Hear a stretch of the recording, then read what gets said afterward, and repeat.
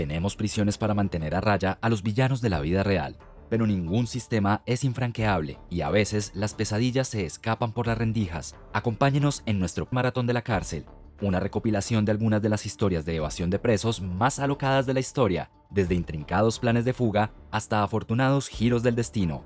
Estas historias tienen todos los ingredientes para dejarte boquiabierto. ¿Cree que alguna de ellas parecen imposibles? Pues no lo creerás. Bienvenido a la cárcel. Esta es la historia de Frank Abagnale y su gran fuga. En 1971, Frank Abagnale era escoltado al Centro Federal de Detención de Atlanta, Georgia. Estaba condenado a 10 años de cárcel por falsificar cheques. Parecía un procedimiento sencillo que ya se había hecho varias veces, pero lo diferente de este traslado fue que, por un pequeño error burocrático, Frank tuvo la oportunidad perfecta para planear su fuga, porque lo que los guardias de la prisión no sabían de Frank era que no era un falsificador de cheques cualquiera, sino uno de los mayores estafadores que jamás conocerían. Frank Abagnale comenzó su carrera delictiva a una edad temprana. Todo empezó con el divorcio de sus padres cuando él solo tenía 14 años. Salió corriendo del juzgado cuando le pidieron que eligieran con quién quería vivir y poco después cometió su primer delito. Desde la separación de sus padres hasta su primer encuentro con la vida delictiva, manejó las cartas de la vida de una forma poco ideal. Su padre, al que quería y respetaba mucho, fue uno de los primeros objetivos de sus impulsos dañinos. Frank encontró la manera de utilizar la tarjeta de su padre para comprar neumáticos y baterías en las gasolineras y luego pedía dinero a los dependientes a cambio de esos productos. Ganó la friolera de $3,400 estafando a su padre y esto resultó ser solo el principio. Frank no tardó en hacerse una reputación como delincuente profesional y empezó a suplantar identidades a la edad de 15 años. Al principio, sus hazañas consistían en falsificar cheques y cometer pequeños hurtos, pero a los 21 años ya era uno de los delincuentes más buscados del mundo. Ya se había hecho pasar por profesor, médico e incluso piloto. Incluso había quebrantado la libertad condicional en varias ocasiones y en una de ellas lo hizo robando un coche. Los encontronazos con la ley no eran nada nuevo para Frank. Sin embargo, esta vez era diferente. Sentía que era su momento de brillar mientras era escoltado a prisión por un U.S. Marshal. En su línea de pensamiento, este momento debe haber sido un verdadero salón de la fama para él, pero las cosas estaban a punto de mejorar para Frank. El U.S. Marshal que lo escoltaba había olvidado dar a la prisión el compromiso de detención de Abagnale. Esto era muy inusual para el procedimiento en cuestión. Incapaces de encontrar una explicación mejor para lo que no se daban cuenta de que no era más que un grave error burocrático, los guardias de la prisión llegaron a la conclusión de que estaban siendo investigados por Frank, de quien estaban seguros que era un inspector de prisiones encubierto del FBI. Los guardias le hicieron el juego a Frank y este empezó a planear su fuga. Se le daba muy bien meterse en la cabeza de la gente con poca confianza. Cuando tenía 17 años, convenció a la gente de que se había licenciado en la escuela de pilotos de American Airlines con un uniforme que había comprado en una tienda. También había conseguido abrir varias cuentas bancarias con distintos nombres y había falsificado su carnet de conducir para aparentar 10 años más sobre el papel. Así que no le resultó tan difícil convencer a todos los guardias de la prisión de que era una figura de autoridad simplemente por su comportamiento, que los guardias podían diferenciar de otros reclusos. Los guardias querían tener contento a Frank para que fuera indulgente con su revisión y no metiera a los guardias en problemas. Fue entonces cuando empezaron a cumplir todas y cada una de las peticiones de Frank. Los cimientos estaban listos. La administración de la prisión daba manga ancha a Frank y todas las prebendas por las que otros reclusos tendrían tendrían que luchar le eran concedidas con suma facilidad. Llamar a su amigo, claro, ¿por qué no? Aquí es donde su amiga Jen Sebring entró en escena. Jen tenía una tarjeta de visita que le había dado un agente del FBI, Joe Shea. Utilizó esta tarjeta para crear una nueva en la que introdujo la información de Frank. A continuación se hizo pasar por periodista y dijo a los guardias de la prisión que estaba escribiendo un artículo sobre la cárcel y que quería entrevistar a Frank para obtener más informaciones. Una llamada y una visita de Jane más tarde. Frank tenía en sus manos el billete hacia su libertad, una tarjeta falsificada del FBI. No es una gran sensación cuando tu intelecto es tan validado, cuando algo que sospechabas resulta ser cierto. Eso es exactamente lo que sintieron los guardias cuando Frank, el inspector encubierto, agitó su identificación delante de sus narices. Por supuesto que los estaba espiando. Lo habían descubierto desde el principio. No eran tontos, o al menos eso creían. Con el pretexto de salir a reunirse con su socio, Frank Abagnale, el maestro estafador, se vio finalmente en la cuerda floja. Una vez más. Para entender mejor la audacia de esta fuga, hay que saber que esta prisión de Atlanta no era una cárcel cualquiera, era una prisión de alta seguridad que tenía un legado detrás. Había albergado Al Capone, uno de los criminales de carrera más peligrosos de la historia del mundo, que solo consiguió escapar de una prisión de máxima de seguridad considerada imposible de evadir con la ayuda de su red de cómplices. Y el señor Abagnale no necesitó más que un paseo. Tampoco era la primera vez que Frank escapaba de la cárcel. Una vez se escabulló de la cárcel del condado de Cobb durante un destacamiento de trabajo, que en Estados Unidos es el nombre que recibe el trabajo remunerado que debe hacer todo preso. Pero Frank tuvo que enfrentarse a las consecuencias que acabaron llamando a su puerta por culpa del camino que él mismo se allanó. Apenas un par de meses después de salir, confiando del Centro Federal de Detención de Atlanta, fue detenido y pasó 4 años en prisión. ¿Fue este el final del camino para Frank? La gran fuga duró solo un par de meses. Una vez más, la vida se volvió muy difícil para Frank después de la cárcel. Al principio tuvo muchos trabajos ocasionales, aceptó múltiples oportunidades laborales y trabajó como tendero, cocinero y proyeccionista de cine. Pero la triste realidad es que la sociedad no cree en dar una segunda oportunidad a los delincuentes convictos. Así que cada vez que Frank intentaba mantener un empleo, era despedido en cuanto salía a la luz su pasado delictivo. Derrotado, Frank volvió a sus andadas delictivas haciéndose pasar por un piloto con un máster, pero su identidad fue descubierta rápidamente y fue sancionado antes de poder ejecutar su plan. La vida le cambió de verdad cuando su pasado delictivo se convirtió en una herramienta útil para las fuerzas del orden. Su tiempo en prisión se redujo cuando ofreció sus servicios como asesor del FBI. Su pasado como delincuente se convirtió en una ventaja, ya que fundó su propia empresa privada de consultoría sobre fraudes financieros, Abagnale y Asociado. Esa película de Steven Spielberg, mencionada antes en el video, se basó en la propia vida de Frank y en su libro autobiográfico del mismo nombre, Atrápame si puedes. La vida que se labró tras su carrera delictiva es realmente extraordinaria. No muchos habrían dado a un delincuente convicto una segunda oportunidad en la vida, así que él mismo se la construyó desde los cimientos. Más tarde, el mismo agente del FBI, cuya identidad robó Frank para escapar de la cárcel, y la primera persona que detuvo a Frank, el agente John Shea, se convirtió en amigo íntimo de Frank cuando este empezó a trabajar para el FBI. Shea dijo una vez sobre Frank: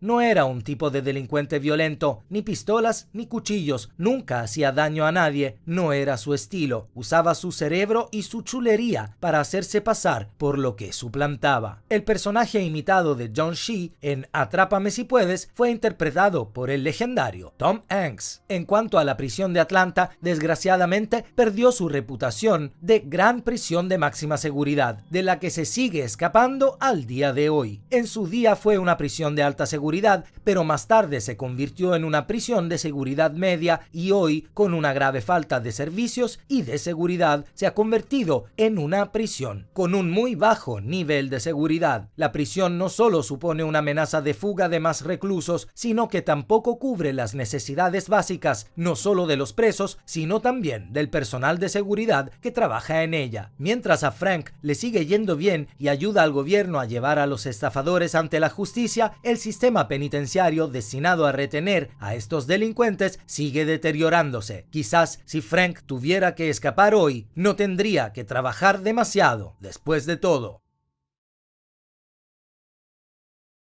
Era el 12 de mayo de 2022 y un autobús del Departamento de Justicia Penal de Texas se dirigía desde la unidad Alfred D. Hugg en Gatesville, Texas, hacia una cita médica en Huntsville. El viaje iba a durar 3 horas. La mañana era serena, todo lo serena que podía ser para 16 presos y 2 veteranos funcionarios de prisiones, uno de los cuales conducía el autobús, todos compartiendo el mismo espacio cerrado. Entonces, uno de los hombres, un preso mexicano muy tatuado llamado Gonzalo López, empezó a hablar. Sus palabras iban dirigidas a Michael Weiggs, el recluso situado detrás de López. Sus preguntas eran atrevidas y, en retrospectiva, burlonas. Lástima que nadie se preocupara de escuchar con atención, ni siquiera cuando López, de 46 años, preguntó a Weiggs si alguna vez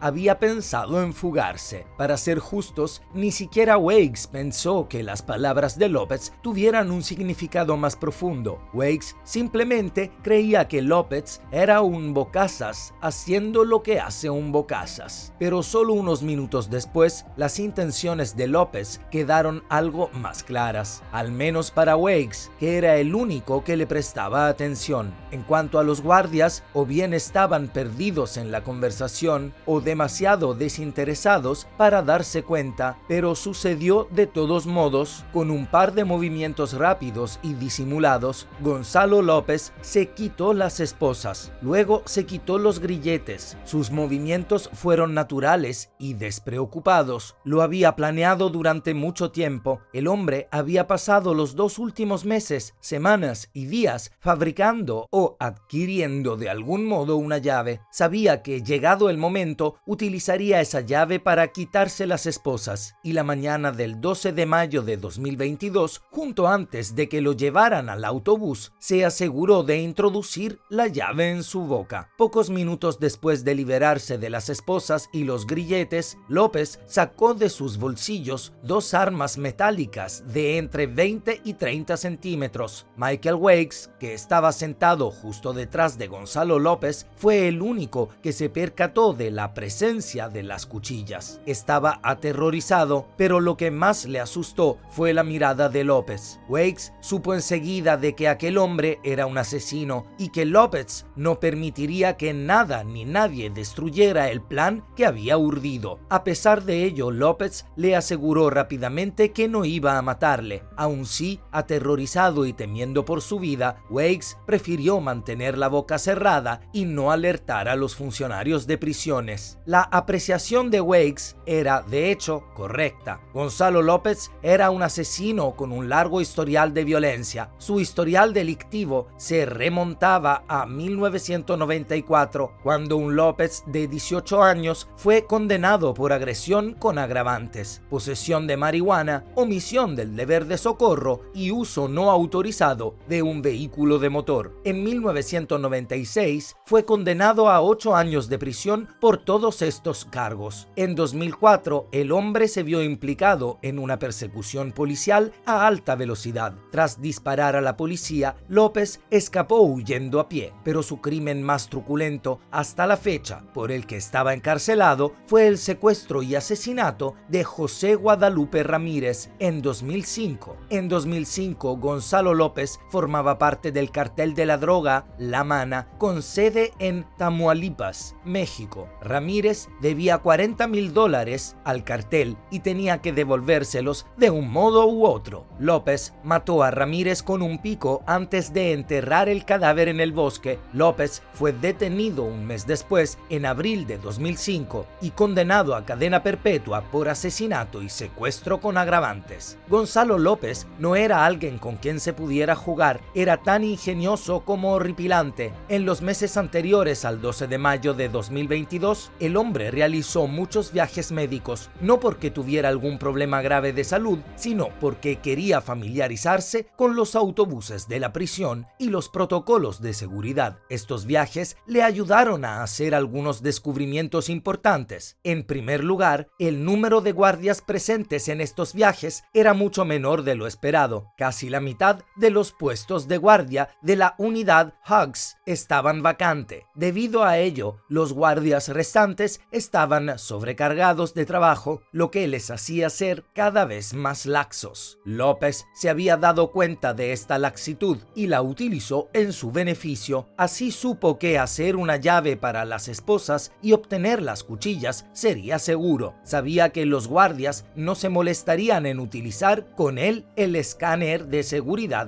de orificios corporales o silla Boss. Si los guardias hubieran utilizado el dispositivo, seguramente se habrían percatado de las piezas metálicas ocultas en la boca de López, pero no lo hicieron, ni siquiera le dieron un rápido cacheo. Después de liberarse, Gonzalo López abrió todas las ventanas a su alcance de la zona enjaulada de la parte delantera del autobús, reservada a los presos de alta seguridad. A continuación, durante la hora siguiente, López empezó a formar las soldaduras alrededor de un cuadrado de rejilla metálica entre los presos de alta seguridad y el conductor. Si hubiera habido un tercer agente dentro del autobús, López podría haber sido descubierto y detenido, pero como tal, era libre de hacer lo que quisiera. Sin duda ayudó que otros presos le apoyaran. En cuanto se dieron cuenta de lo que estaba haciendo, dos de ellos empezaron a golpear con fuerza. Querían ayudarle. Era mediodía y el autobús se acercaba a la pequeña ciudad de Centerville, situada a medio camino entre Houston y Dallas. A la hora y media de viaje, Gonzalo López consiguió arrancar un cuadrado de rejilla de 9 por 18 pulgadas. La fuga había comenzado. En un instante, López apuñaló al conductor con una de las astas. El autobús se detuvo bruscamente en la autopista 7 y los dos hombres salieron a trompicones luchando, pero López llevaba ventaja. Consiguió arrebatarle la funda de la pistola al conductor, pero no tuvo tiempo de averiguar cómo quitarle el arma. De repente, el otro agente irrumpió en el autobús, pistola en mano. El conductor le rogó que disparara a López, pero este fue más rápido. Con los dos agentes fuera, López volvió a subir al autobús y empezó a alejarse. Los agentes empezaron a disparar, pero no dieron a López. Le dieron en una de las ruedas traseras. Aún así, López se alejó un par de kilómetros por la autopista 7, cerca de Centerville. Luego estrelló el autobús contra una zanja, pero no iba a dejarse atrapar. En lugar de eso, se lanzó por una ventanilla y se dio a la fuga, dejando a los demás presos temiendo por sus vidas. Un inspector alertó a un policía cercano en un coche patrulla. Pero aunque fue el primero en llegar cuando el autobús chocó y vio a López huir, el agente no persiguió al preso ni le disparó. Durante más de una hora después de que López se liberara, los guardias no pudieron averiguar quién se había escapado. Pensaron que había sido Weeks, pero como sabemos, Weeks seguía dentro del autobús. En cuanto López fue identificado como el fugitivo, se inició la persecución. La Lone Star Fugitive Task Force, los Texas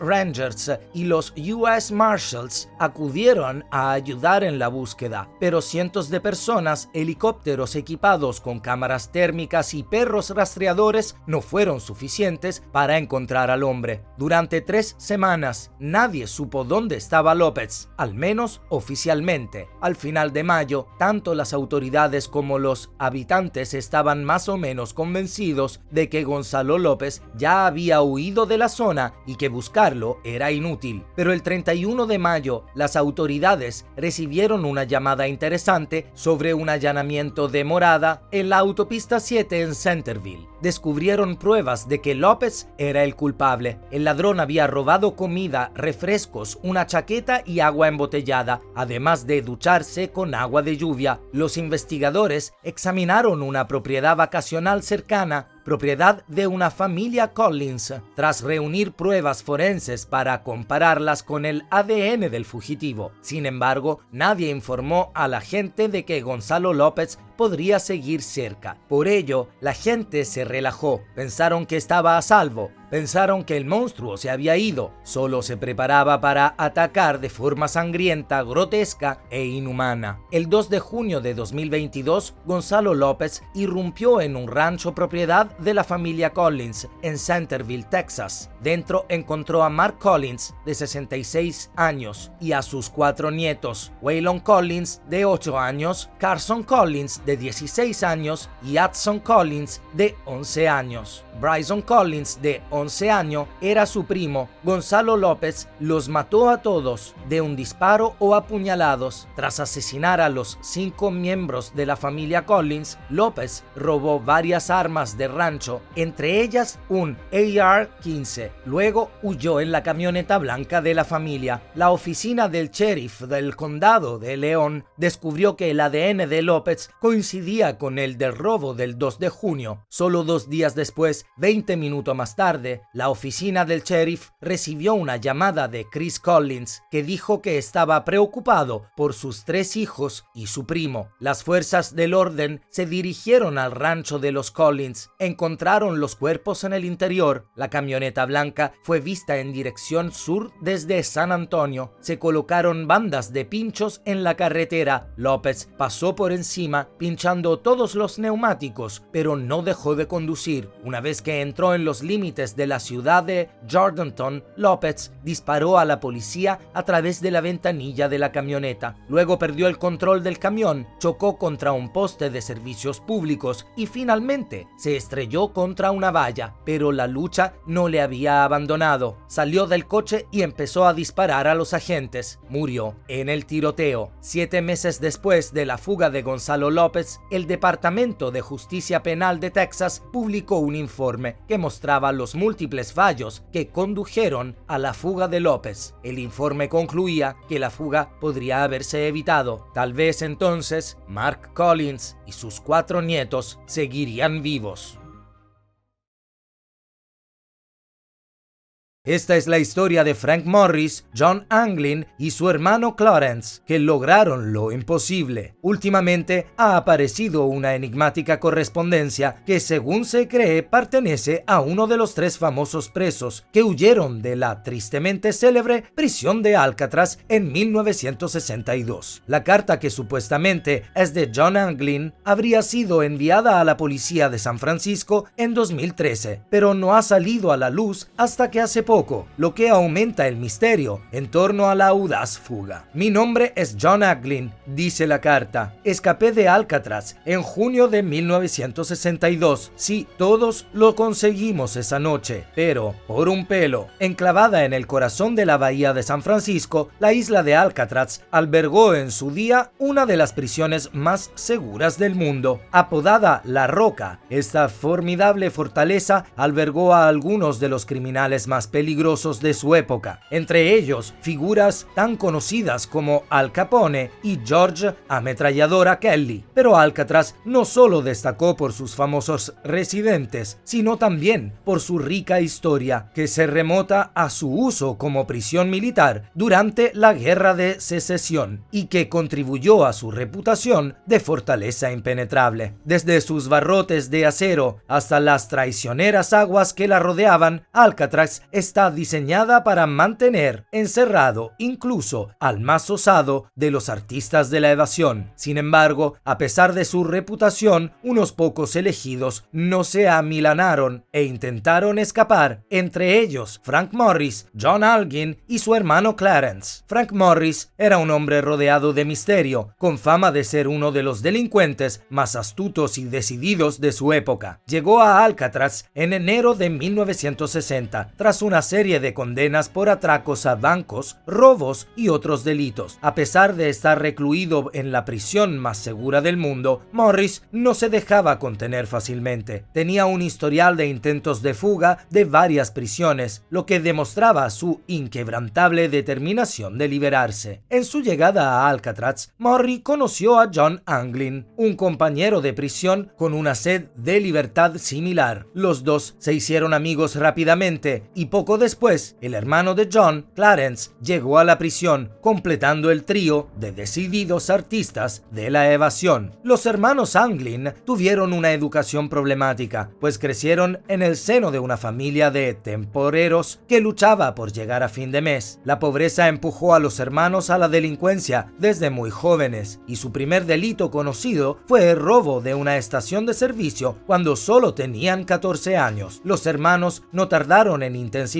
sus actividades delictivas hasta que fueron capturados por robar la Columbia Savings Bank de Columbia, Alabama, y condenados a 35 años de prisión. Tras varios intentos fallidos de fuga de la penitenciaria de Atlanta, fueron trasladados a Alcatraz en 1960. El último miembro del grupo de evasión fue Allen West, antes de ser condenado a prisión por robo de automóviles en 1955. Allen, un delincuente en serie, ya había sido detenido más de 20 veces. Tras ser enviado de la penitenciaria de Atlanta a la prisión estatal de Florida, hizo un intento de fuga y fue capturado, acabando en Alcatraz en 1957. Juntos, los 4 hombres formaron un vínculo inquebrantable y comenzaron a urdir un plan que pasaría a la historia como la mayor fuga de la prisión jamás intentada. El 12 de junio de 1962 era otro día rutinario en Alcatraz, hasta que un guardia que hacía su ronda matutina descubrió algo espantoso. Al acercarse al bloque de celdas D, observó algo extraño entre las 3 celdas que le habían asignado. Los presos que estaban dentro, Frank Morris y los hermanos Anglin, no aparecían por ninguna parte. En su lugar, el guardia se encontró con 3 cabezas falsas, hechas de papel maché y pelo, que pretendían engañar a los guardias, haciéndoles creer que los presos seguían en sus celdas. Alarmado por este descubrimiento, el guardia dio rápidamente la alarma, lo que provocó una conmoción en toda la prisión. El alcaide responsable, consciente de la magnitud de la situación, avisó inmediatamente a las autoridades estatales y federales, así como al ejército estadounidense. Se inició una intensa persecución para encontrar a los presos desaparecidos y llevarlos ante la justicia. Al comenzar la búsqueda, las autoridades se encontraron con un misterio que les dejaría rascándose la cabeza durante años. En las celdas de los hombres desaparecidos, los guardias encontraron pruebas de un plan meticuloso. El FBI, la Guardia Costera y las autoridades de la Oficina de Prisiones trabajaron sin descanso para descubrir la verdad que se ocultaba tras el audaz plan. A medida que iban reuniendo las pruebas, empezaba a surgir una imagen de la determinación y el ingenio de los 3 presos, Frank Morris y los hermanos Anglin, John y Clarence. Los preparativos de la fuga habían comenzado en diciembre, cuando uno de los presos encontró unas viejas hojas de sierra, utilizando herramientas rudimentarias, incluido un taladro fabricado a partir del motor de una aspiradora. Fueron ensanchando poco a poco los orificios de los conductos de ventilación situados bajo los lavabos de sus celdas, ocultando sus progresos con trozos de cartón pintados. Durante la hora de música, Morris tocaba su acordeón para enmascarar el ruido de los taladros, aprovechando el tiempo reservado cada día para calmar a los presos con música. Una vez que pudieron pasar por los agujeros, los hombres montaron un taller secreto en el piso superior vacío de su bloque de celdas. Con la ayuda de impermeables robados y donados, construyeron una balsa y chalecos salvavidas, cosiendo y sellando cuidadosamente la goma de los tubos calientes de su taller. La balsa y los chalecos serían cruciales para su plan de fuga, que estaba minuciosamente elaborado hasta el más mínimo detalle. Los fugitivos eran listos e ingeniosos y crearon señuelos realistas de sí mismos para mantener oculto su taller nocturno. Crearon los señuelos con una combinación de jabón, polvo, papel higiénico y pasta de dientes, moldeándolos con la forma de sus cabezas. A continuación, añadieron toques finales, como pintura del taller de mantenimiento y cabello humano real de la barbería, lo que dio a los señuelos un aspecto realista. Durante sus horas de trabajo, los colocaban sobre sus almohadas y hacían que sus camas parecieran ocupadas con ropa y toallas metidas bajo las mantas. Esta astuta treta permitió a los hombres trabajar sin interrupción en su plan de fuga. Su siguiente reto fue salir del edificio. El techo tenía una altura de 9 metros, pero con determinación e ingenio, los presos utilizaron una red de tuberías para trepar y finalmente forzaron el ventilador situado en la parte superior del pozo. Lo mantuvieron en su sitio como un perno falso hecho de jabón, pero el resto de su huida siguió siendo un misterio. La verdad sobre su arriesgado plan sigue siendo uno de los grandes interrogantes de la historia de Estados Unidos. El destino de Morris y los Anglin sigue siendo desconocido, a pesar de las numerosas investigaciones y búsquedas realizadas a lo largo de los años, aunque su audaz fuga de la tristemente célebre isla de Alcatraz fue la comidilla de la ciudad. Nadie podía asegurar que hubieran llegado a tierra firme. Las pruebas eran fragmentarias y solo se encontraron restos de su balsa improvisada cerca de Angel Island. La versión oficial era que se habían ahogado en las traicioneras aguas de la bahía de San Francisco, mientras que otros susurraban que habían llegado a tierra firme, desapareciendo en la noche y comenzando una nueva vida con identidades falsas. A pesar de las exhaustivas búsquedas e investigaciones, nunca se encontró rastro alguno de los fugitivos, lo que dejó a las autoridades y al público en un estado de incertidumbre e incredulidad. Algunos dicen que los hombres contaron con la ayuda de conexiones en el Lampa o de simpatizantes afines que les proporcionaron comida, dinero y cobijo. Otros creen que permanecieron en el agua helada, incapaces de superar las poderosas corrientes y el oleaje embravecido. West, que se quedó atrás, reveló el plan de los hombres para llegar a Angel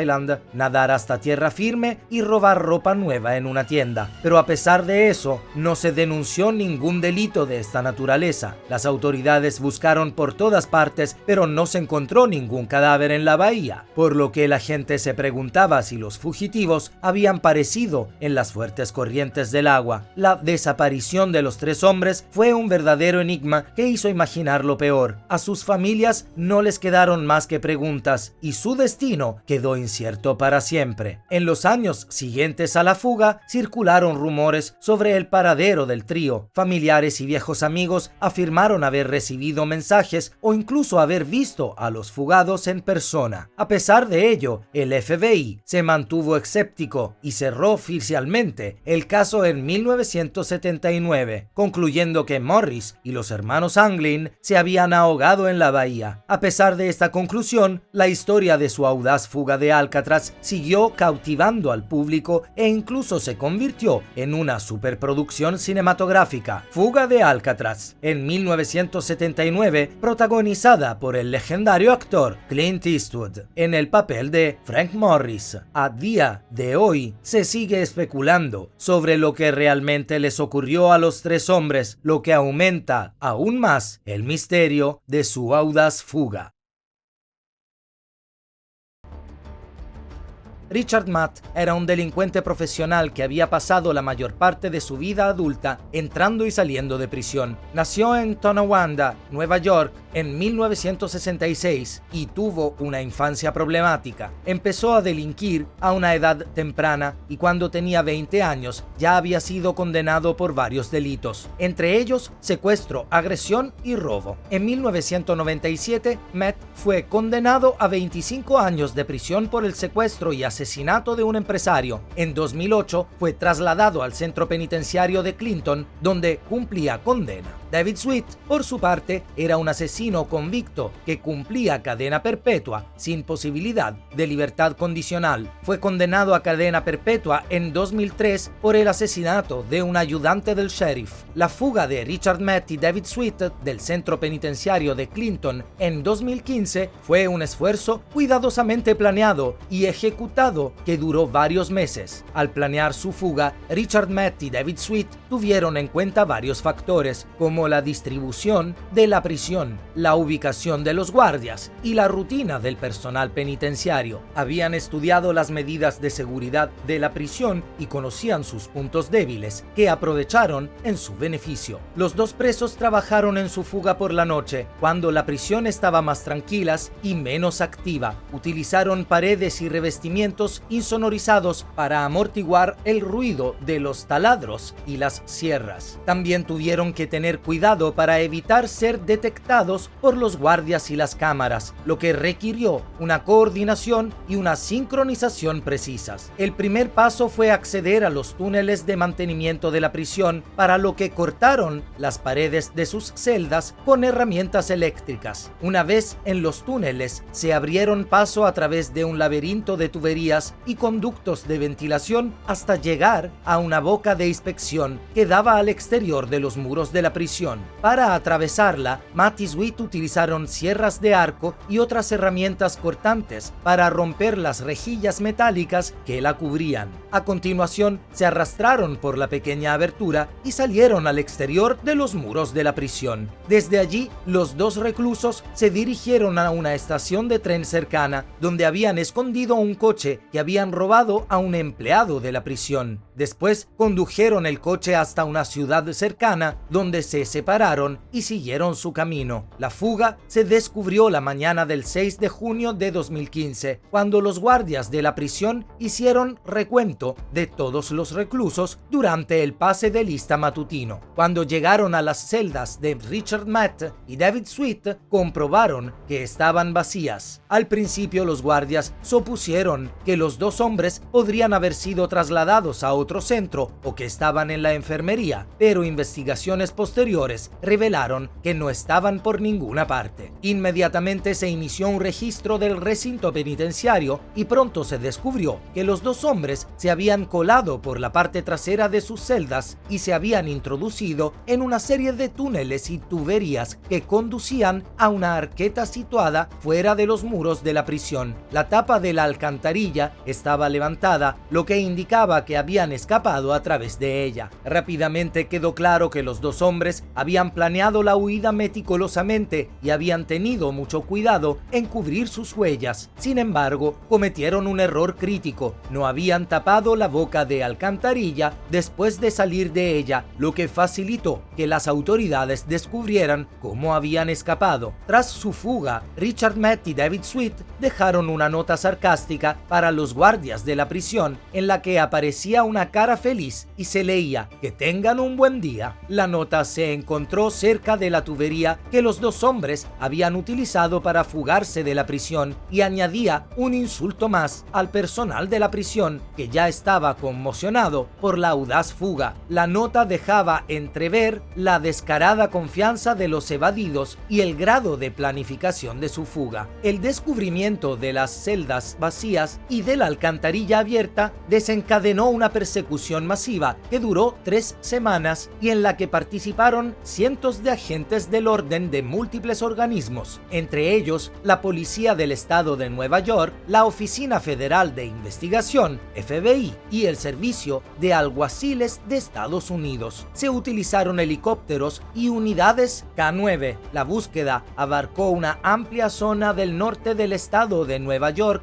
y partes de Vermont y Canadá. Las autoridades también ofrecieron una recompensa de $100,000 por información que condujera a la captura de los fugitivos. Tras la fuga, Richard Matt y David Sweet pasaron varias semanas en los alrededores de la prisión, intentando eludir a las autoridades. Robaron comida, ropa y material de acampada en cabañas de caza locales y continuaron su viaje adentrándose en la naturaleza. En un momento dado, fueron vistos por un automovilista que pasaba por allí, pero el testigo no reconoció a los fugados y no informó del avistamiento hasta días después. Matt y Sweet también entraron en varias casas de vacaciones y campamentos de temporada, robaron provisiones y dejaron pistas sobre su paradero. A pesar de la intensa persecución en curso, los dos hombres consiguieron eludir a las autoridades durante más de 3 semanas, recorriendo casi 40 kilómetros a través del denso bosque de Adirondack. Se dirigieron a una zona remota cerca de la frontera canadiense, donde finalmente fueron localizados por un equipo de US Marshals. Los hombres fueron localizados en un campamento improvisado, rodeados de envoltorios de comida desechados y otras pruebas de que habían estado viviendo en la zona. La persecución llegó a su fin el 26 de junio, cuando un equipo táctico del Servicio de Aduanas y Protección de Fronteras fronteras de Estados Unidos localizó a Richard Matt en el bosque cerca de la frontera canadiense. Tras negarse a rendirse, un agente de la patrulla fronteriza estadounidense le disparó y lo mató. David Sweet fue capturado 2 días más tarde cerca de la localidad de Constable, Nueva York, tras ser localizado por un policía del estado de Nueva York.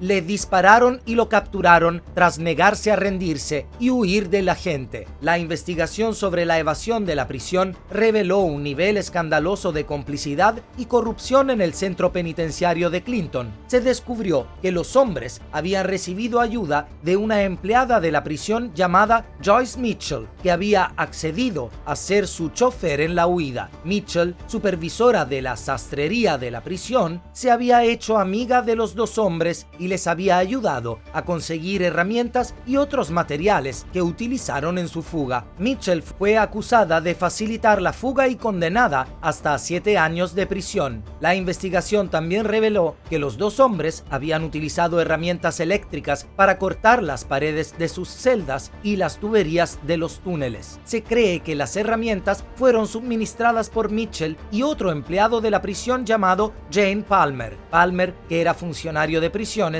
había sido suspendido y posteriormente dimitió de su puesto. Fue acusado de promover el contrabando en la prisión y de manipulación de pruebas físicas. La fuga de Richard Matt y David Sweet de la prisión de Nueva York supuso una gran vergüenza para el Estado y provocó peticiones de reformas y mejoras en el sistema penitenciario del Estado. El incidente puso de manifiesto la necesidad de aumentar las medidas de seguridad y mejorar los procedimientos de investigación de los empleados, así como la necesidad de mejorar la formación y el apoyo al personal penitenciario. Tras la fuga de Richard Matt y David Sweet, el centro penitenciario de Clinton realizó varios ajustes de seguridad, como la instalación de nuevas cámaras y la creación de un bloque de celdas a pruebas de fugas. También contrataron personal adicional, incluidos guardias y personal de seguridad, para aumentar la presencia de seguridad. Estas medidas se aplicaron para evitar futuras fugas y garantizar la seguridad